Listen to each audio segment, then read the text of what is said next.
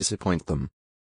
He cures the sick and expels wicked spirits from those who are demon-possessed. Expanding his ministry in Galilee. Matthew 4. 23-25 Mark 1. 35-39 Luke 4. 42, 43 What happens early in the morning after Jesus' busy day in Capernaum? Why was Jesus sent to earth, and what purpose do his miracles serve? Who go with Jesus on his preaching tour of Galilee, and what is the response to his activities? 62. Jesus tours Galilee with 4 disciples. His preaching and works become widely known. 24. Compassionately curing a leper. Matthew 8. 1-4 Mark 1. 40-45 Luke 5. 12-16 As Jesus and his 4 disciples go preaching in the synagogues throughout the whole of Galilee, news about the wonderful things Jesus is doing spreads widely. Mark 1. 39 Word of his deeds reaches one city where there is a man sick with leprosy. The physician Luke describes him as being full of leprosy. Luke 5. 12 In its advanced stages, this dreadful disease slowly disfigures various parts of the body. So this leper is in a grievous condition and is required to live away from others. Moreover, he is supposed to call out unclean, unclean, when people are nearby, and thus protect them from coming too close and risking infection. Leviticus 13. 45, 46 But what does this leper now do? He approaches Jesus and falls upon his face, begging, "Lord, if you just want to, you can make me clean." Matthew 8. 2. What faith the man has in Jesus, and how pitiful his disease must make him appear. How will Jesus respond? What would you have done if you were there? Moved with compassion, Jesus stretches out his hand and actually touches the man. Jesus says to him, "I want to be made clean." Matthew 8.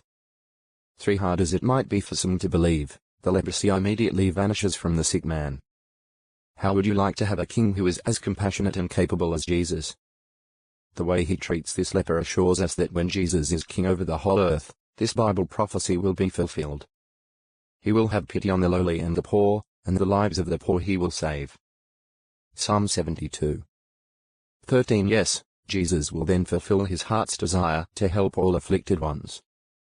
Recall that even prior to the healing of this leper, Jesus' ministry has been creating great excitement among the people. Now people will hear about this wonderful thing that he has done. Jesus, though, does not want people to put faith in him merely on the basis of oral reports.